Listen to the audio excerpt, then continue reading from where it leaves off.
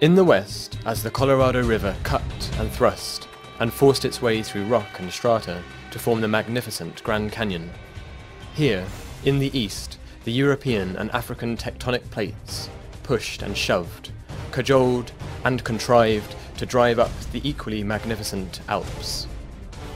Here, in what was to become Sandgate, similar catastrophic glacier flooding forced and conspired to force a watery wedge between us and the mainland. Then, nothing much happened for a few thousand years.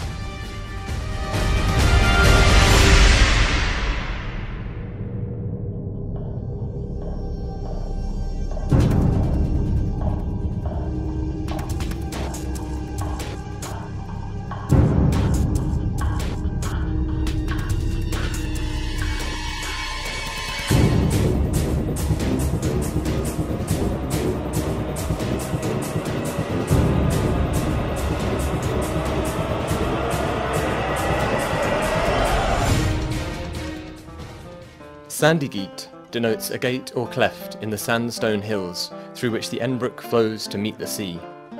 Evidence suggests that there was human habitation in the area from at least Neolithic time. Romans, Saxons, Danes, Normans, all have landed on our Kentish shore. Defence of the realm was paramount.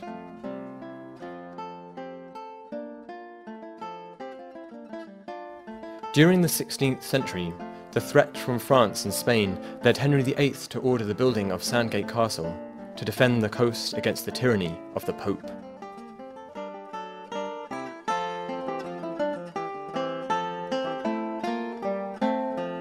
England's continued need to maintain its naval supremacy during conflicts with France, Spain and Holland necessitated warships. With only a population of just a few hundred, Sandgate still made a significant contribution to this fleet, with some 10 warships built and launched from its shingle beach during the 1780s. There were 3 shipbuilding concerns clustered around Sandgate Castle. One of these, Fabian Clayton Wilson, built cottages for his workers at the foot of Sandgate Hill. During these times, a brisk smuggling trade also boosted the local economy. The fleur-de-lis was a favourite haunt of the smugglers.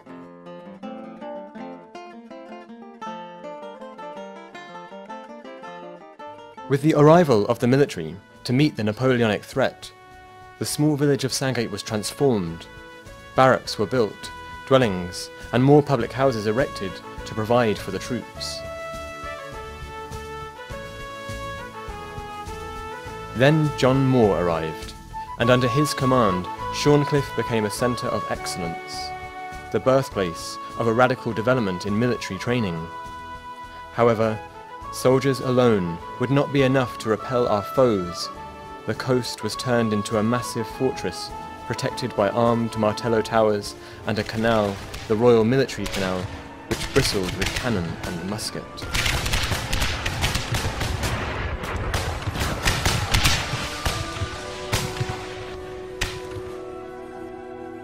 Napoleon was thwarted. The threat of invasion passed, but the sleepy 18th century village was stirring and found itself popular and fashionable.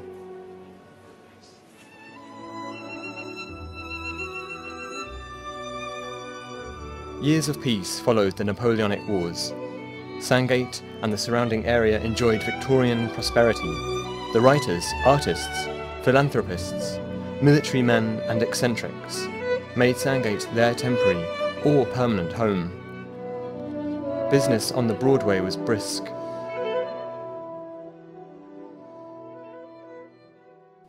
The barracks grew at Shorncliffe, which was to prove fortuitous, as with the outbreak of the First World War, the area became home to many thousands of British, Empire and Canadian troops on their way to the Western Front.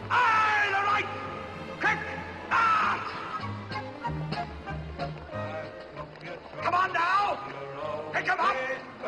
Keep smiling! Smile, smile. While you were losing fertilize your back. Smile, boys, that's the start. The guns at Ypres could be heard. Increasing numbers of wounded arrived to be nursed in the camp hospital and the convalescent homes. In 1917, death and destruction rained from the skies.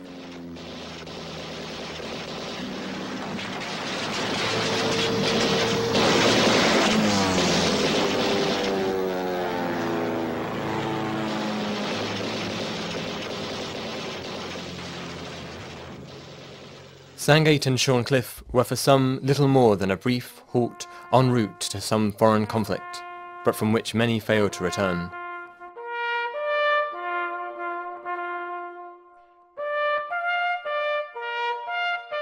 Shorncliffe Military Cemetery, a microcosm of military life over the last 2 centuries, has practically every regiment in the British Army represented in the gravestones, and reflects the activities of the nearby camp.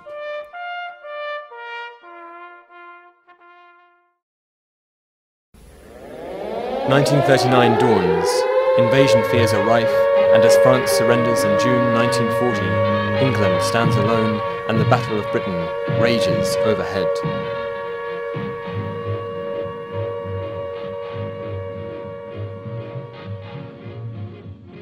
Sandgate becomes a defence area. The castle is mounted with anti-aircraft guns and serves as an air raid shelter and home guard post. Shorncliffe AA batteries are on the alert. The village mainly suffers parachute mine and offshore blast, with some bomb damage to houses, the church, and the school. In 1944, the doodlebugs are droning over.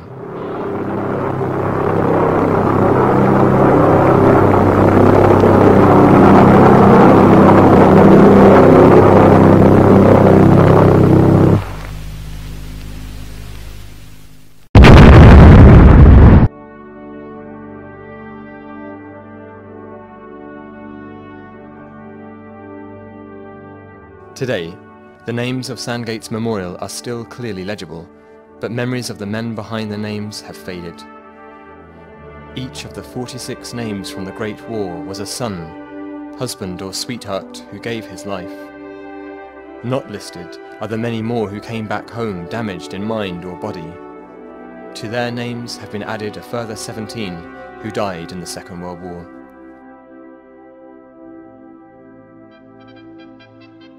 Peace again returns to the village. Everyday life continues, and with the march of time, change is inevitable. Trading in the high street dwindles. Antique shops replace the butcher and the baker, but Sandgate still has much to offer. Yesterday, all my troubles seemed so far away. Now it looks as though they're here to stay. As the decades pass, the expanding Saga Group construct an ultra-modern complex in Embrook Park and bring prestige and employment to the area.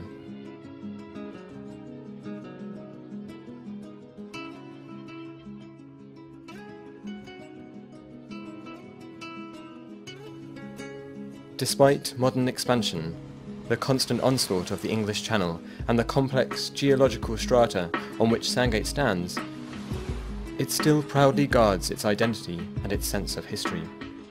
Old maps and photos show that much of the period character of past times remains intact.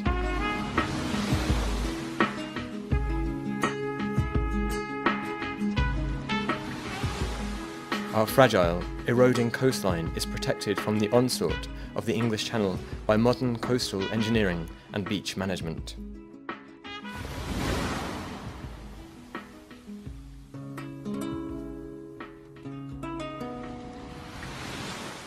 Sandgate still has great qualities: the wonderful seashore, dense wooded slopes, and leafy walks with sweeping channel views, first-class eateries, and specialist pubs, and recently new and vibrant businesses opening again.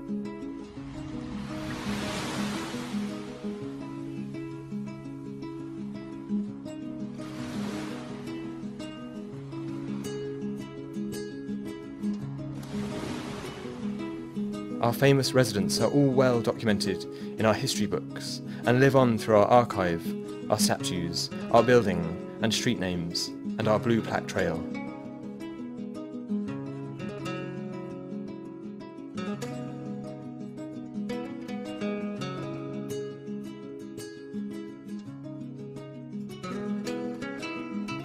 Sandgate, a beautiful place on the beach itself.